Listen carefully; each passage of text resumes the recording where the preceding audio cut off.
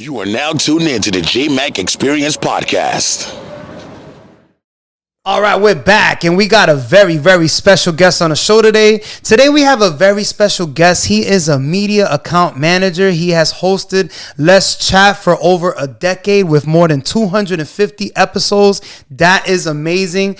He is a podcasting co-founder. He has over 11 years working in healthcare. He is Hey Rhody's own Chris Revill. Hey, Chris Revill. I like that. I'll take it. I love it, man. So Chris Revill, right? Revill, yeah. I was still trying to pronounce your name. I'm sorry for that. My apologies. Everyone thinks it's Rebel, so I never correct them. So like, it sounds way cooler. So I'm like, whatever. He's a rebel. It should be Chris Revill. How on brand would that be? Yeah. That'd be dope. I gave you a new alias. Yeah, your name's like if your last name's like Mac, it'd be perfect. Yeah, right. That'll be fine. You know what's funny? Rebel. I'm a big fan. You ever seen the Pee Wee Herman Big Adventure? Oh yeah. When he's like, oh, yeah. I'm a rebel, Donnie. I'm a rebel, Dottie. Yeah. I'm a loner. Yeah. Those that was big in my household growing up. I think we might be the similar age range. I'm 36. Yeah. Yes, I'm 40. Like that was a big one growing up, and I think it's one of those things like my dad really liked it, so I think it was like the kid programming that my dad liked. Right. So we watched it. Like I had like Pee Wee Herman birthday cake. Wow, that's amazing. Yeah, I'm a big fan of Pee Wee Herman. I love him. Rest in peace to him. Now, I want to thank you for being on the show and coming through and being on time. I want to give you a round of applause. It's an honor to be in your presence. Vice versa. This is awesome, man. This is the first time I started off like this, just getting right to it. How are you feeling today? Today's good. It's a good day. I'm having a good day. It's a beautiful Sunday. We took my daughter to the RISD Art Museum because she's 7.5 and she's just recently been asking to do an art museum. Right. And I was like, good, it's free. So anyone parents out there, it's free on Sunday. So I'm like, all right, well, you're obviously not gonna like it, and you're gonna get bored as hell. Right. But I'm like, but I'm gonna spend any money. Right. If it's free, it's for me. Yeah. She was cultured, did all that, and then we went across the street afterwards, and she played in a pile of leaves for an hour. Yeah, I know. Perfect. You know what's funny? My daughter's 10, and it's the simple things that make them so happy. Correct. Yeah. So I was like, I didn't think she'd love it, but you got to expose them to stuff. But I was also like, I don't got to spend $22 on something I'm going to leave in 20 minutes. So I'm good. It worked out. It's a great museum too. I really like it. I like it. What's the name of the museum? Is the RISD Museum. The RISD Museum. Downtown. Nice. I don't think I've been to that one yet. Yeah, free on Sundays. I got to check it out. Episode 51. Hey Rhody's own Chris Revill. I got it correct? Yeah. We're going to get into the intro real quick and we'll be right back. Welcome to the Jmack Experience Podcast. This show is for motivational purposes only. However, we will not be politically correct, but our goal is to inspire those who listen and watch the show. Thanks for tuning in. Please be sure to follow us at the Jmack Experience Podcast and email us if you would like to be a guest on our platform at the Jmack Experience Podcast at gmail.com. Peace. Once again, I want to thank you so much for being on the show. I'm going to give you one more round of applause because I am super excited. And this was sort of like last minute. I didn't see it coming. I did meet you at the Venom premiere. Yeah. We were both talking to Chef David, right? Exactly. Chef Revill. Revill, okay. Yeah. He doesn't like when you call him by his first name. Shout out to him. I'm dyslexic. I can swear. I'm dyslexic. Yeah, you can say whatever the fuck you want. So I always read it as ravioli. Yeah, right. I know that's not right. I call them ravioli. So whenever I see him, I'm like, hey! It's so funny. Not to cut you. My daughter was fucking laughing hysterically. He got so fucking upset. He was like, it's Rivoli. I was like, oh, my bad. No, Dave, he's a good egg. Shout out to Chef Revill. We did he invited me to do one of those, one of his hour-to-hour videos. We went to El Dina on Broad Street. Yeah. And it was like my first time having Dominican food, and it was fire. You liked it? It was real good. What'd you order? Everything. He got everything. Oh, yeah? So that dude is something else. Yeah, he is. I don't know how he stays in shape because he eats like fucking all types of shit. Yeah, I know. Yeah, he's something else. Now, for those who are not familiar with you, what's your name and where are you from? Yes, my name is Chris Revill, and I grew up in Meriden, Connecticut. Wow, okay. Which is, when you think of Connecticut, I like to say it's the not nice part. Also, you were in the hood? Yeah, adjacent, I would say. Like I lived in the suburban part of it, but I definitely my middle school is very hood. Get out of here. We had we had gangs and shit like that. Yeah. And Yeah, so it's like the dead center in between Hartford and New Haven. Yeah. Like, Connecticut's weird. The cities are all kind of decay, Right. Urban decay, especially when I was younger, and then the towns are really nice around it. Exactly. So my whole life was growing up around nicer towns. Right. You have family in Hartford. Oh yeah. So it's same. So we were right outside of Hartford. Wow, that's like nuts. 20 minutes south. And I didn't even know because for a while, because I grew up in Queens, New York, and I used to go to Danbury. Oh yeah. I had spent a a lot girl of out time there. in the hood too, right? Yeah, no. yeah. I spent a lot of time You'd in be Danbury. surprised because Connecticut is actually, they say it's the richest state in the United States. Yeah, and then when I So- grew up, Hartford was the 7th most dangerous city in the country. Get out Like of here. when we were going, so it was like, and like Hartford, New Haven were not nice, and like, Right. but like I don't know, it's always weird. 'Cause like Connecticut, I'm like, yeah, it's the complete opposite of Gilmore Girls where I grew up. Exactly. Yeah. So it's like, all right, growing up in Connecticut, your whole childhood, I'm assuming? yeah, I was there till I was 25, but went to college in Vermont and then moved to Rhode Island when I was 25. Oh, wow. So you travel a lot. That's Yeah. awesome. You go Yeah. from place to place. I was up What there for brought you to Rhode Island out of all states? I met my now wife. Oh, nice. Yeah. Shout outs to you guys, man. She I was like living here when we met, and she's from Jersey originally. Right. And then was living here when we met, and then I was living at home with my parents at that point, and then so she was living in Providence, so I moved in with her. Wow, And that women will worked do out. it to you, right? Yeah. I remember Daddy. I always joke though too. I told her, I was like, if you were living in Worcester, I don't know if this would have worked. Yeah. Because I fell in love with Providence because we didn't really come here growing up. Right. Like it was 2 hours away, but like It's a hidden gem, right? I guess when I was younger, it was not. Yeah. Like it was like there was like if you're gonna travel that far, Boston was right there. New York, Right. we go to New York, we go to Boston. We used to drive to concert. We used to go to like punk shows in like Taunton, Mass, and like Fall River, but we would drive through Providence. Like Never stop. never like I had been here a few times as a kid Right. when I was younger, but I didn't really not until like 2010. Yeah, did I started coming here like consistently. Yep. And then eventually moving here and falling in love with this place. That's amazing because sort of the same thing that happened to me. Like I always have family out here, and to be honest, I fucking hated it out here. I'm like, this shit sucks. I can't wait to go back to New York. Like being from a big city, it's different. So, Yeah. Where in Queens were you? I'm from Corona, Queens. Okay, Jackson yeah. Heights. Yeah, John yeah. Leguizamo's from there. We got Yeah, a I can few see that. celebrities that came out of there. But yeah, I love this Queens. interview is about you today. Yeah. We'll flip it. We'll get you. We'll find a way. We'll get you on Hey Rhody and Absolutely. we can learn everything. So all right, you come to Providence. Were you in Providence or like Cranston or? No.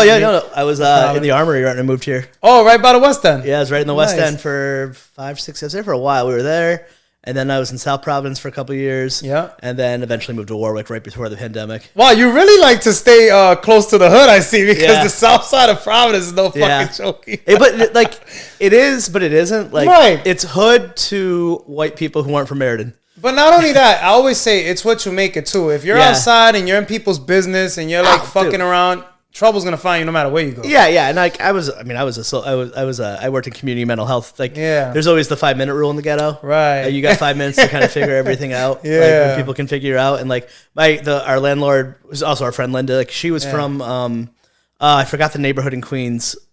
What is the neighborhood where hip hop's invented in Queens? South side, maybe Queensbridge, Queensbridge, Jamaica, Queens. Maybe she's Jamaica, from, Queens. I want to but I say, knew she was from Queens. So like to people from like Queens, like you get to Elmwood and Broad Street, and they're Oh, like, this shit's a fucking walk in the nothing. park. Yeah, It was great. I was right by Apsara. I lived by the Yeah. library. It was like, You're like, this is nice over here. yeah, like like I mean, I don't mind not being solicited by like prostitutes anymore, but it's good for the ego. Yeah, it's straight. Sometimes up. you're like, no, I'm not. like- no, thank you, but thanks, thanks, man. Thanks for the compliment, shorty. Thanks. Like I mean, like for a lot of reasons, no, but sometimes you need to This shit made your day. feel good a little. Be like, I gotta drop another one. Daddy. Yo, you're right. When I first moved out here, like Cranston Street, those areas, nothing but like crackhead prostitutes and shit. It was So different. I moved here. I worked in Aaron Briggs on Cranston Street. I did overnights, and I was at that time working at Refocus, which is like a nonprofit for adults with developmental disabilities. Absolutely. So the clients that we had like 5 clients who had lived in that building, but I did overnights in Cranston Street. Right. And so and then I worked at the Starbucks downtown when it was now it's the Biltmore, whatever. Now it's something completely different. You're talking about the Omni. Is it the No, Omni? the other one. Biltmore. When it was in the Biltmore. So like I remember when I'd be out with my wife a lot, and a lot of times like homeless people or like night walkers would Yeah. someone like walk up to us when we're out together and be like, "Can I get a Hey Revill?" Oh, and you know you were. because like I worked in Aaron Briggs overnight, so a lot of the people like night walkers. I'm trying to be sex workers. Okay, I'm trying to get the right word. The women that be out all night. Yeah, like doing like sex work, but doing like, their jobs. So I would see a lot of those people in Aaron Briggs, and then I'd see them at Starbucks. I always give everyone free coffee. So like I worked in like mental health, so like I like down with the commute. So it was always just nice. I'd always having like friends come over, especially friends from different parts of Connecticut, and visit. Well, you know, Rhode Island's very small, so eventually you're gonna see everyone that you like meet across along the way. You'll see them sometime around. You know, it's true. So it was always just nice and like, yeah. So it would always be so funny. She'd be like, "How do you know this bitch?" Know her? Yeah. And she's like, "Oh no, she's always at Reef. She's a nice lady." Because like, what's the bodega on Cranston Street across from Aaron Briggs? I can't remember. It's next to Tropical Liquor. It's not Pete. No, I know which one. It's right on the corner. Is it the I don't right know. where the It's next to the liquor store? There's a breakfast spot there too. I think it's called John's. Yeah, I used to get breakfast there all the time. Wow, you're bringing me back. That's awesome. Yeah, so that was like when I first. So you used to get sandwiches at the bodega too? Yeah, because I did overnight. Yeah, so I'd be overnight. So I would be like, I was literally in Cranston Street, so I would just get bored because my residents would be sleeping. So I'd be outside at like 4, 5, 6, 7 in the morning. 11 at night, and I was like, I'm down to hang. Exactly. So this is part of we're jumping into, because you know we're pressed for time today, but I'm sure we're gonna do plenty more interviews and plenty more podcasts. But so this is part of all your healthcare background, correct? Yeah, yes. Okay. Did 11 years in healthcare. 11 years. That is insane. I was in Butler. I was at Butler Hospital all through the pandemic. Wow. I was one of the first people to get the vaccines because we were like when like that first 10,000 people. It was mandatory, right? I hope it was. I think by the time I got one, no, not at first, because there wasn't enough. Gotcha. I got mine in December 2020. Yeah, you know, I ended up getting the Johnson & Johnson, the worst one. Did you? They killed me with that one. I forgot. I think I got Moderna. Yeah, I got the Johnson. And then they discontinued it. I'm like, oh, great. I guess I'm going to have a fucking fourth arm now coming out of here. Some crazy shit. I remember I got vaccinated, and then like by January, I was going to the movies again. I was like, I don't care, I'm going out. Yeah. I did my time. Well, I'm going to be honest. See, at that time, I feel like, this was the only state, because I remember going to Vegas. They were like super. I went to Puerto Rico. They were like, everyone, your mask, like bugging out. Here, nobody really gave a fuck if you was wearing masks like that. Yeah, it kind of pissed me off. Yeah, like everyone was just chilling, like normal everyday life. I even worked at a club for a little bit, and like people didn't have no masks. They didn't give a fuck. They were sharing drinks, hookah, smoking weed. I'm like, holy shit, this is like nothing's even happening right now. And I was in the hospital front, like just watching the fucking COVID numbers and suicide rate every single day, watching those numbers. And us healthcare workers weren't happy. It was scary. A lot of those people. It was terrible. It was just absolutely a terrible experience. Can you believe it's already going on 5 years that the pandemic hit? It somehow feels like yesterday, and also feels like 1,000 years ago. Yeah. And it almost feels like it never happened in a weird way. Exactly. I almost like forget about things. Yeah, exactly. Yeah. How do you feel about? It's funny that you bring this up. Perfect conversation. How do you feel about people that are still walking around wearing masks? Yeah, I don't care. You don't care? Yeah, wear it. No, it doesn't bother me at all. Yeah. Some people I will meet will get really offended by it, but it's always the same type of person who like claims they love like freedom and everything. Yeah. It's like, but then they get mad. I'm like, you still have a mask on. Yeah, like, but you're wearing a mask. I'm like, you shouldn't care what the other person's wearing. Exactly. If you're not telling me to wear one, like I would if I needed to. Yeah. I physically I just don't think it's comfortable. Yeah, but if I need to, but like, even now, I fucking hated the mask thing. Not for nothing, not to cut you off. Oh no, man! And then I would never let anyone complain about masks. I'm like, you're talking about a mask. Your boy has. I had to wear either 2 masks or an N95. There was a period where I had to have a mask, an N95, and a fucking face shield. Oh my god, you're fucking. And you got glasses. Your fucking eyes must have been fogged out every fucking so day. like, and someone's like, I have to wear a piece of this piece of paper over their mouth for an hour to run in the store. It's like, you stupid motherfucker. Stop bitching. Fuck you. Do you know how much I hate these N95s? Like, and then the mask, it's just like, and they hurt your fucking ear. Like people like us, we know, heavy set people, it fucking stretches your ear. You know, I got big ears, so my ears will be hurting. And I'm ADHD as hell, so I'm always just touching everything. Yeah, exactly. So it was just like, the sooner y'all can wear these, we can just stop wearing them. Now, I want to backtrack just a little bit before we go further. Did you face any trials and tribulations growing up? Oh yeah, let's get to it. I've been listening to the show and trying to figure out how to answer that, because I was like, I know you always ask like, oh, did you have like good childhood and stuff, and I was like, no, you didn't. I thought I did, and then over some years of therapy, I've kind of realized there's some. I came from a good family, so I have to say, like, I had mom and dad, brother, really wonderful support family, right? But like, grew up in Meriden, and it was lower middle class. definitely, there's the trauma of poverty, like but like of Meriden, and there's just I fucking sucked at school. You've seen a lot of fucked up shit, huh? More than not as much as many, but more than most people that you would just say if you look at like a typical like middle class white person. Yeah, we would say but yeah, a fair amount of trauma. Nothing like I mean, no one gets that far, but yeah, there are many a times where I'll be telling stories and then like looking around, everyone's like, "Really, you went through that?" They can't believe it, right? And the best story, my mom just told me this. This is, I think, the best way to explain Meriden growing up. I grew up in Meriden. When I was younger, we had it's called Burger King Castle. There was a short period in time where Burger King was trying to compete with McDonald's Playscapes or whatever. Oh, for real? And like, so whatever reason, we were a test market. They maybe made 4 in the country, but it's like this particular one. So it was a Burger King, and then it was connected with Jester's Courtyard. It was all like a castle. Oh, that's pretty cool though. It was awesome, but like I don't think it ever went. So by the time I grew up, it was like of yesterday. They tore it down. It was kind of scummy, but she's telling me we were at a birthday. She was at a birthday party in like 1st or 2nd grade, and she's like looking around, and she's like, "There's a lot of very muscular Hispanic men here." And then, what are all these Latinos doing? Yeah, and she's like, "Oh, they're all like really." Oh, and then my mom's like, "Really lovely tattoos," and all of a sudden she's like, "Why are they all in the corners?" And like, and then she's like, "Oh, so my classmate they were the Latin Kings." Oh shit! She's like, but she'd always go, "Tell you what, they had the best birthday parties that you ever went to. They're so welcoming until you fuck with them." They loved us. So so like I grew up with like a lot of liquor. So grew up with like a lot of Latin kings and stuff. And like, they were all fucking awesome. The food was amazing. So Meriden was like predominantly Puerto Rican. Yeah, I'm Puerto Rican. That's crazy. I think that's awesome. Why when we met, that's why we click. I was like, so I grew up with like a lot of Hispanic people, and like I love Hispanic food. Like, oh my god! So I felt like that was always the best way to explain how Connecticut was. It was like, it's like, I got to go to the kids' party, but some pastelitos, alcapurria, rice and beans. He was loving it. It was always there's many moments of always usually being like the oddball. Like been to a fair amount of quinceañeras and stuff. Yeah. Or like there was a long period of my life where like Selena's was my favorite pictures, and then I talked to I go to kids at the town over. Who's that? I would get a lot.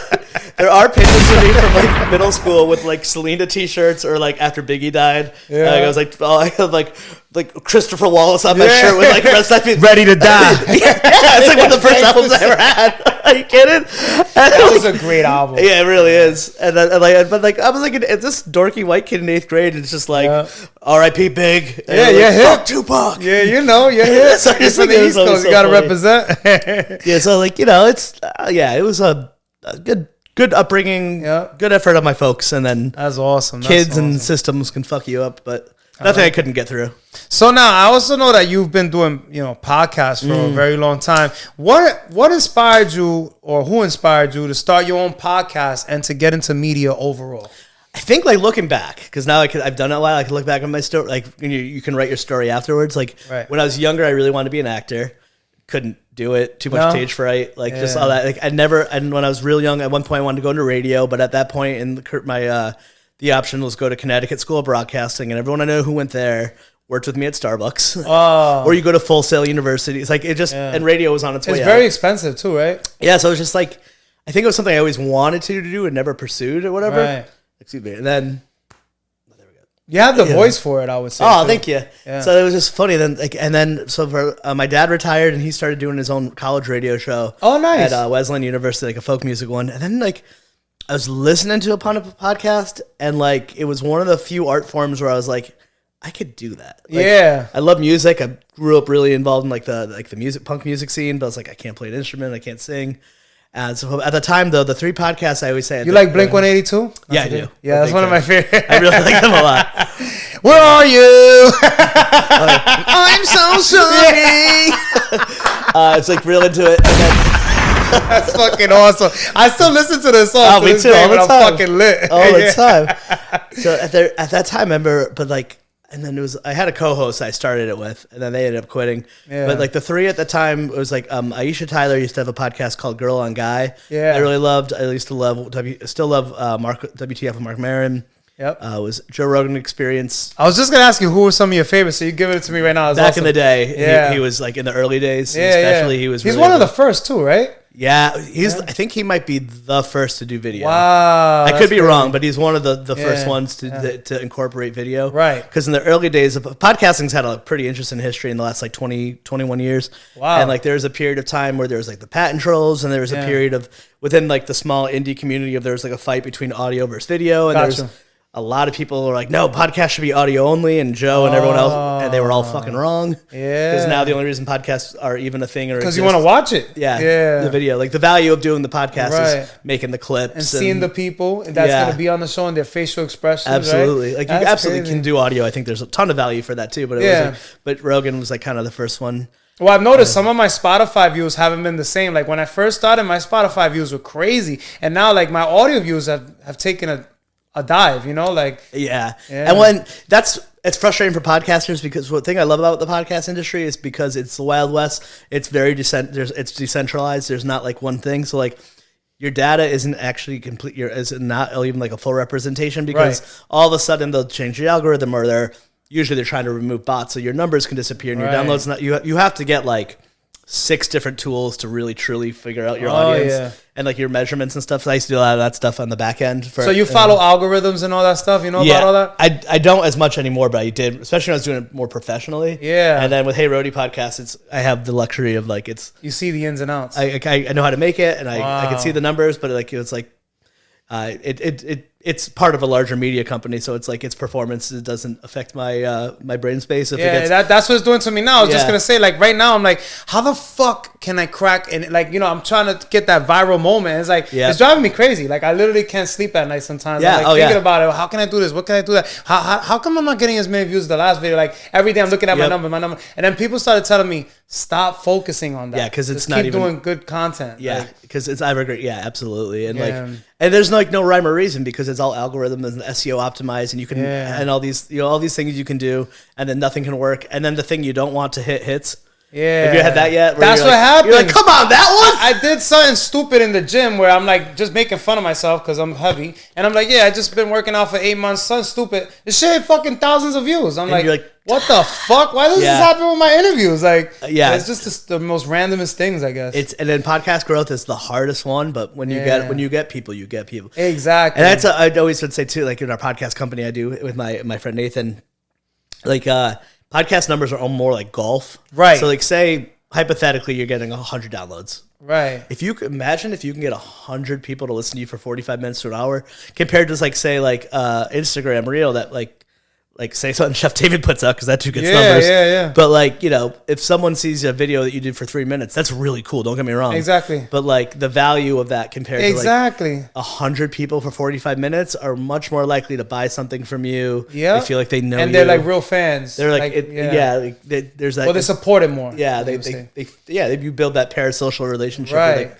they know you. Yeah, and I've been getting like, even not to cut you, I've been getting like emails from YouTube where they're saying, wow, you did great. And I'm like, Did I? And it's just what you said, because it's true. For them to listen, sometimes my podcast go an hour and a half. Yeah. They're sitting watching the whole thing. It's insane. That's actually great. That's insane. Yeah. The algorithms ain't going to pay you, so it's like you got to do everything yourself nowadays. Exactly. Well, I've been losing money doing this shit. I've been like in the hole. Like there's times I'm like scrunching my change together just to get studio time, but I know it's all going to pay off eventually. Yeah, You absolutely. know? Absolutely. So, all right. So you get into podcasting. What was the name of your show when you first started? It would become Let's Chat with Chris Revill would be the main one. Nice. At very first started, it was Let's Chat with Mike and Chris. Then I changed it to Let's Chat with Revill and Friends. Right. And then my third, it was all the same podcast, but my third iteration, when I would say I started to take it seriously, I like invested in a logo because it was a hobby for you were just fucking around with it. Yeah, like actively not trying to do anything with it, then more than just like have some fun. And then probably for the first about 7 years.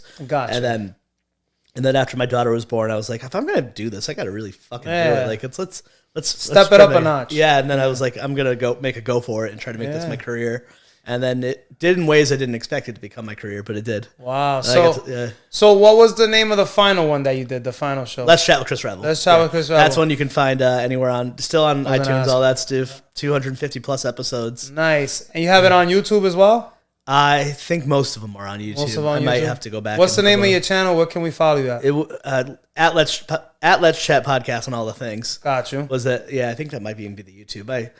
that was in regret. Like I did podcasts when I started because podcast was so much easier doing than doing YouTube. Absolutely. In retrospect, if I don't want, if I have to do things differently, I would have definitely done YouTube, start with YouTube. Exactly. But like I regret every day. Like, cause I'm from the early YouTube days. Like, so I first started with music. I was telling you before the show started. When YouTube first came out, this is like 2006, 2007. And nobody knew it was going to be what it is today, right? Mm-mm. And I had a few friends of mine that they did music. Like, yo, you need to start putting music on YouTube. You need to do YouTube. Yeah. Bro, I seen it all blow up. Like, I should have fucking... I know. And now I'm trying to catch up now. And I'm like, I should have did this 10 years ago. If I would start 2014 at least... You never know. It would have been fucking... But I'm sure everything happens for a reason. For you too, though, that you had between... SoundCloud was probably where you wanted to be. SoundCloud, yes. Because I think that's what happened, with social media. I chased all of them enough where I'm like, I'm just done.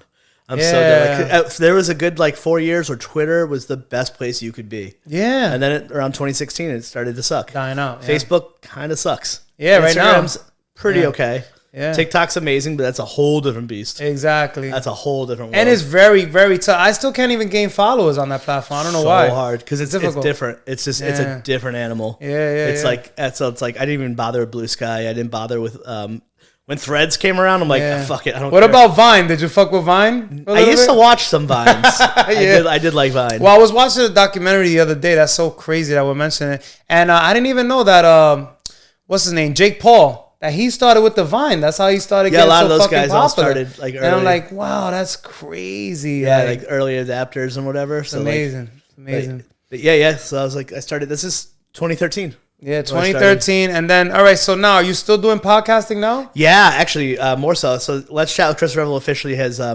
that show I officially put on indefinite hiatus. We launched a new podcast from that my business partner, Nathan, hosts. Nice. We have a company called Let's Chat Podcasting. That's called Podcasters of Podcasting, but more shout outs to him. Shout out, Nathan. But then in a really cool way, I took over the Hey Rhody podcast. Okay. Which is part of that beautiful magazine. Awesome, yeah. And I told you, I'm a huge fan of it. I've been reading this magazine for years. I love that. Every time I see it anywhere, I pick it up, I'll read Same. it. And it's crazy that and then, I want to get to that, but we'll get to that in just a sec. So how did you end up landing an opportunity with Hey Rhody Magazine? All through podcasts. Everything through podcasts. So pandemic hit. At this point, around early 2019, my daughter was born in 2017. Around 2019, I was decided to I pulled the team together. I was like, I'm gonna go all in on podcast. Right. So then the pandemic hit, and it was just easier to get guests. And I just had gotten some really big names throughout the years. Can you give us some? Yeah, especially around the podcast around this time, 2020. At this point, I think it was Benny Horowitz from Gaslight Anthem came out. Wow, that's fire. Comedian Chris Gethard. He's pretty cool. Travis McElroy was really big in the podcast space. Oh, this is crazy. There's even more people. I'm going to drop Rahul Kohli. That's what I'm proud of. Oh, nice. If anyone watch, so I knew him from iZombie, but then he is in Mass Effect and a lot of video games. Oh, Mass Effect. Wow. He does all those. Nas has a deal with them too. Yeah. He's in, oh my God.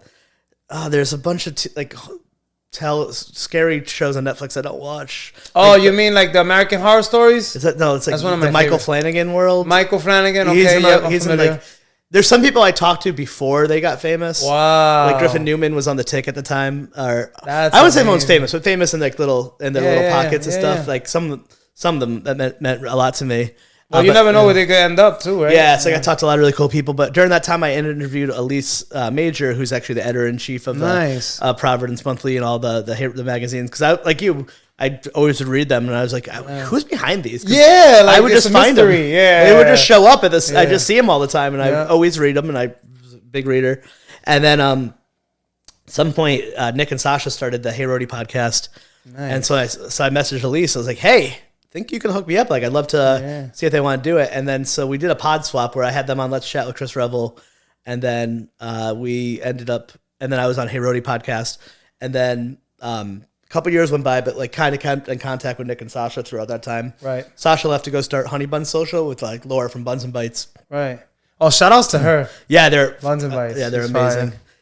I wanted her to do some content for me, but I'll bet you can get. Just didn't have the budget. Yeah. At the time, yeah. Oh yeah. But I'm sure you can. Well, that's what podcasts good because you can get them to come talk to you for free. Exactly. Yeah. And now you know me, so Josh is cool. And then so that worked out, and then so I left healthcare because I ended up doing podcasts simultaneously while working in healthcare all through the pandemic. Oh, so you did both, hand in hand. Yeah. Wow. Yeah, I know. It's You were really fucking- busy then. Oh my God, yeah.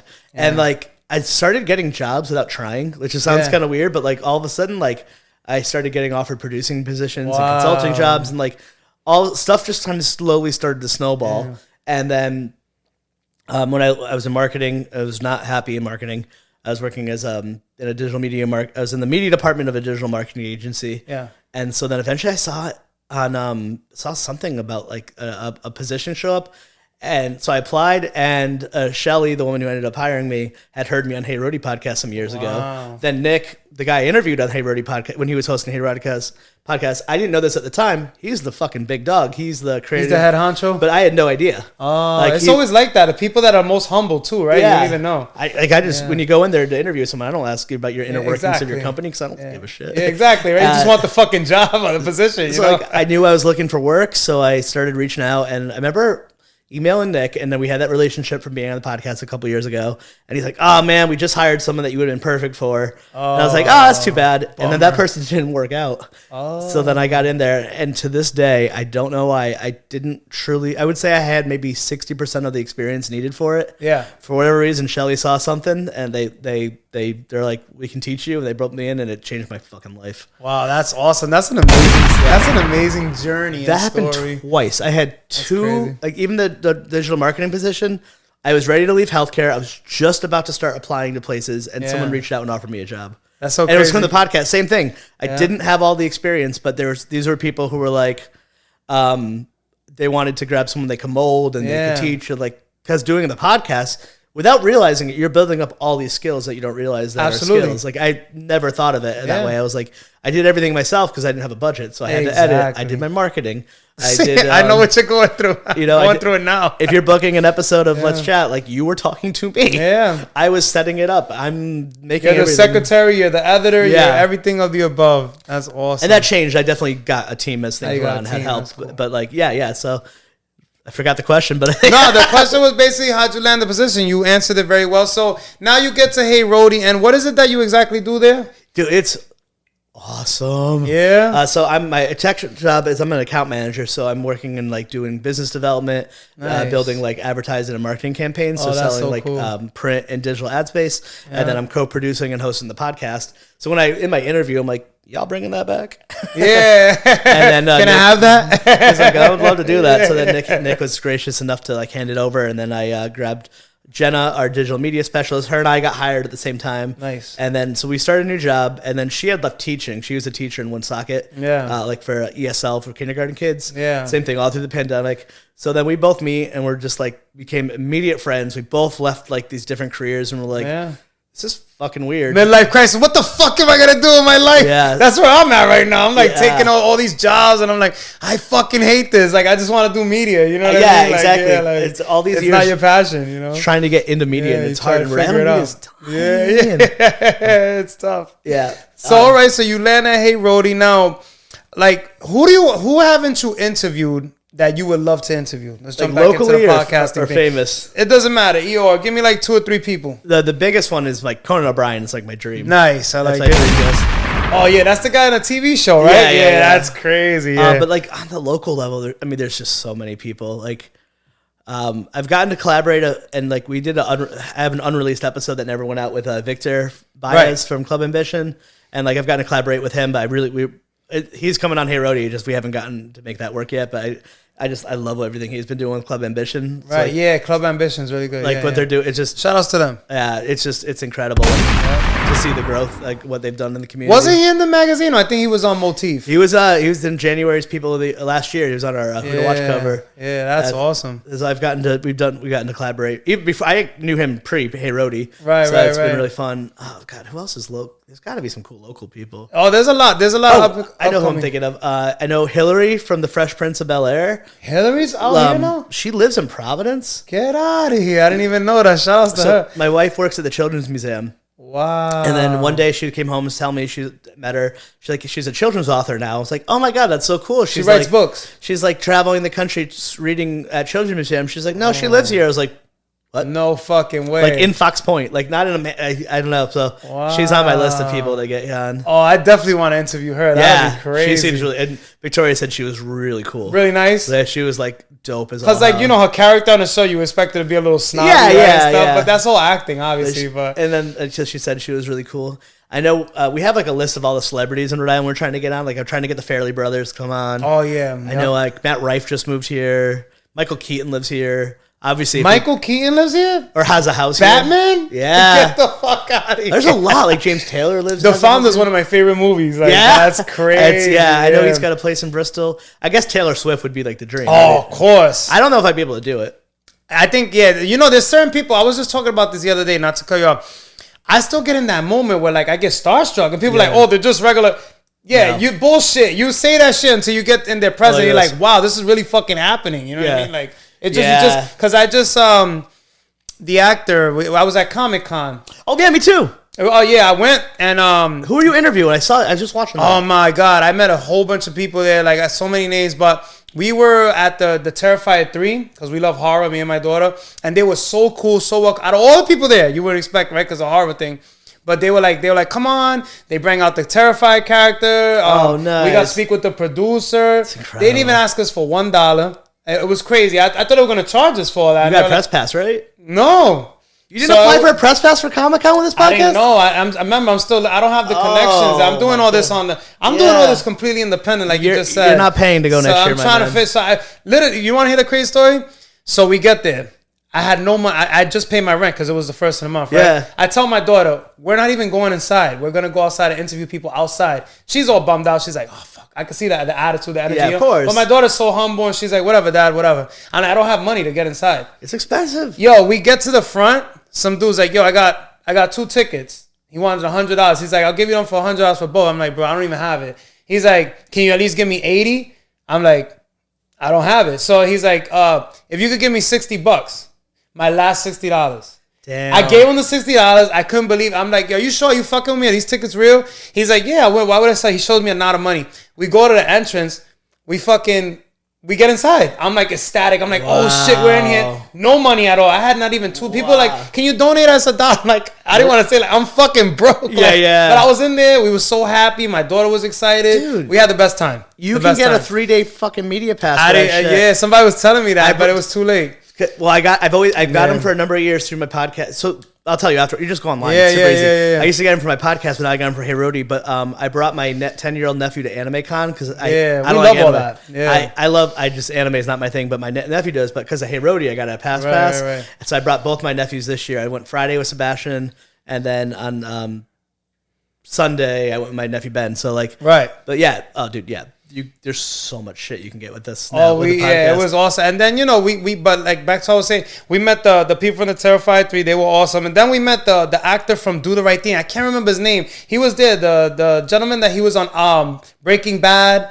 Giancarlo Esposito. He is, because I remember him from like, Charming you stepped on my new Jordans. I remember that scene from the movie. Yeah, and I was like, holy shit. So when we get to see him, because, I'm a fan before anything. I love him. So my daughter's like, who's that? I'm like, yo, you don't even know. He's a legend. I'm like, go up to him.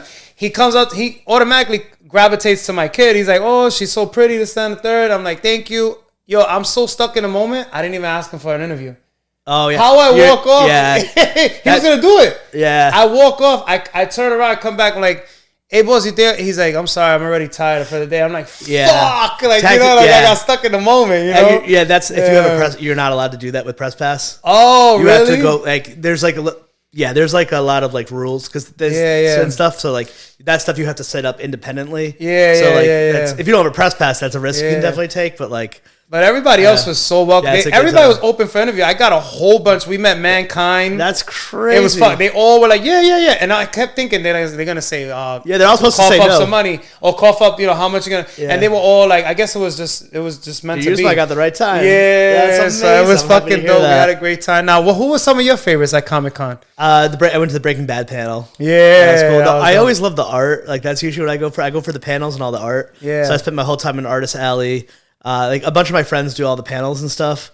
So, but like, I didn't get to go watch as much panels because I had my nephews with me this year. Yeah. So that's generally, but it was a good time. It was real fun. The Breaking Bad panel was the one I had to go to. It was Breaking Bad, Better Call Saul. So Giancarlo was on there. Matthew Lillard was there. Yeah, Michael J. Fox. I didn't even get to see Michael J. Fox. Yeah, they're all Sunday. I didn't get to see. I didn't go Sunday. But yeah, it was really fun. It was. I can't wait to go next year. We'll definitely go then, right? Yeah, I'm hoping that we'll go together. You can moderate a panel and stuff. Like you're in the media. Like and it's run by a lot of the people who run it are like just teachers in North Providence. Like there's a company, but a lot of the people who run it are like, they're awesome. Well, before doing all this, I've always been a big fan. I love movies. I love hip hop. I love music. So it's just in my blood, like it just so happens that I'm doing media now. But we do got to wrap it up shortly. I also want to ask you a few other questions.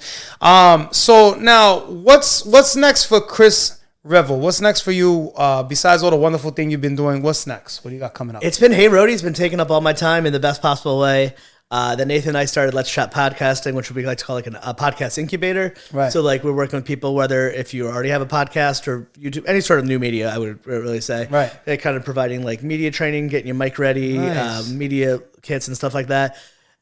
Building media kits. But the real thing's been Hey Rhody is the thing that's been putting a lot of stuff. I just got to do, because of my job with Hey Rhody, I ended up doing my very first, I'm having an editorial coming out pretty soon for the first time. I just interviewed I think it's Steve Sherpa. I think I might say his last name, but he played Bobby Bacala on The Sopranos, and then he's on Blue Bloods, and they're coming to the United Theater. So we were trying to get him on Hey Rhody podcast, and then it worked out. So I think now I'm like kind of hyped on this. Is like, that's amazing. How do I use this job to get to do more cool shit that I've always wanted to do? That's so like, crazy. It's for the first time in maybe like 5 years. I would say I've been happy. The happiest you ever been in a job, or like things are falling into place, right? Like I'd say, like, I really liked and enjoyed working in healthcare up until the pandemic. Right. And from the pandemic until about 13 months ago, I didn't have a job. For a good 4 years, I didn't like where I worked. Yeah. And I'm still. I know it's been over a year that I've been at Hey Rhody, but sometimes I still have to be like, it's surreal, right? You can like your job. Yeah, right. Like I really like coming here, right? Like I don't have I don't go to an office. I have like a freelancer schedule. So that's so cool. I work whenever I feel like it. Like it's great. But yeah, so I think that's like the big focus now is like just trying to get more connected to the larger community within Providence, because my territory is Providence, and so that's where I end up spending most of my time. And then the thing that myself and Jenna, my co-host, shout out to her. And like she's editorial. The thing when I first got there, like in my head, I was like, I want to start having the magazine and online highlighting more parts of Providence I weren't getting enough due. So I like it. One of the first things I was so happy is like, so I don't write the editorial, but like the way we operate is like church, sales and our editorial and sales are like church and state in that sense. Right. But like our salespeople are desk people. They're wonderful, but they sit at a desk. Yeah. And the account managers like myself, the five of us, we go out into the world and report everything back. Yeah. So I get to have put a lot of influence into the magazine in that way. Nice. So like I got the first thing I ever pitched that got picked up was Riff Raff. They got a Rhody gem. Nice. I was excited. I got to do that video with Chef David on Broad Street. Yeah. Then we did that with the PD Media. So like having like Silver Lake, South Providence, and that's like so cool. Olneyville and those parts of Providence and that don't always get enough love within media. Yeah. Unless there's like we just had a really good story about like Knight Memorial Library and like trying to show off those parts of the city that I just love so much that absolutely. Like I'm such a champion of like Washington Park, and people are like, why? I'm like, that's fucking great over there. They do a lot of great things over there. Yeah. You ever been like midnight basketball? Yeah, absolutely. Or just the food. Yeah, exactly. And what's the name of that Dominican bodega on Broad Street? It's like a yellow building. You took a La Gran Parada? Yeah. I used to live on Princeton Ave. It's delicious over there. Dude, that's like the place, like if Anthony Bourdain was still around, that's where he would go. Like, absolutely. There's an Apsara. Apsara's good. I like the one on Hope Street too. You been to the one on Hope Street? I do, but I like South one better. You like to be in the hood? You like to be on Elmwood? Yeah, the food. Well, I like the ambiance too, right? The spring rolls. Yeah, the spring rolls. Thai spring or rolls. the Nim Chow. The Nim Chow. Oh my God, it's like to die for. We might have to go eat lunch or something. I know. One of these days. That's like, awesome. It still blows my mind about this city. It's like so a lot of hidden gems though, right? So many, and and now my job is to know them all, and I still can't. This is amazing. Like this magazine right here, I've always wondered how the hell do you get in this magazine? Like because I always thought it was like either you pay to get on, like everything else in life, or like they really truly pick people that are doing things, and I'm like Now through this interview, Yeah, and I had so many more questions, but we're definitely gonna have to do a part 2. Absolutely, and yeah. I want to pitch. I'll tell you off my too. We got to pitch you to editorial. I need pull you into that world. And cool. I know. I'll be ecstatic. It'll be an honor, like literally. I know Jenna and we did a podcast here at the beautiful Conversation Studios. Yes, shout outs to Conversation Studios, man. They have been amazing. The staff here is excellent. Come here and get your podcast on. I recommend it to everybody. Shout outs to my sponsor as well, Black Sheep CMOS. That's actually a gift for you. So yeah, we're definitely been working here, and they've been so welcoming. Yeah, it's been a great journey. I know Jenna just was like, "Can I write about you guys?" I know she did something with them, and they're going to be in. So absolutely, it really is that simple. People are like, if you're looking in terms of if you're looking to advertise, I'm your guy. You hit me up. I'll take care of you. But if you're trying to get editorial, even if someone's listening, shoot me a DM on IG. I'll give you all the people you need to reach out to. Where can they follow you at once again, or shoot you? At Let's Chat Revel on all the things. I like it. Yeah. And some unsolicited advice for anyone trying to get into anything ever. If you're ever pitching to any publication, online, digital, or print, doesn't matter what it is, what people are looking for is they don't want hi, I'm so-and-so. Here's what I can write about. Basically write it for them, make it hyper specific, and if you add good photos with you, you're 20 times more likely to make it in there. You just heard an exclusive on the JMack Experience podcast. That is awesome. Yeah, because sometimes you think it's like a resume, right? But it's really not. Nope. It's all about showing and proving, right?